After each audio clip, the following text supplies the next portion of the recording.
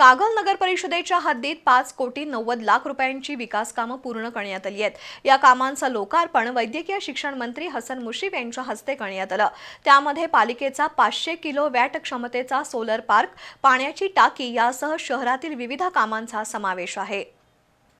कागल नगर परिषदेनं राजर्षी शाहू जलशुद्धीकरण केंद्राच्या परिसरात 500 किलोवॅट क्षमतेचा सोलर पार्क सुरू केलाय, तसंच पाण्याची टाकी उभारली आहे। या प्रकल्पाचं उद्घाटन वैद्यकीय शिक्षण मंत्री हसन मुश्रीफ यांच्या हस्ते कोनशिला अनावरण करून झालं।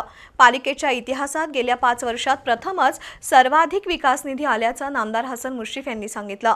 शहरातील पाझर तलाव राज्यातील पर्यटनाचं केंद्र बनलाय। आता वॉटर पार्क विकसित करण्याचा मनोदय त्यांनी व्यक्त केला। भैया माने, प्रकाश गाडेकर, चंद्रकांत गवळी, प्रवीण काळभर, विजय काळे यांनी मनोगत व्यक्त केली। यावेळी नगरपालिकेचे प्रशासन अधिकारी अजय पाटणकर, माजी नगराध्यक्ष नवल बोते, तात्यासो पाटील, दिलीप घाटगे, संजय चितारी, अभियंता विजय पाटील यांची उपस्थिती होती।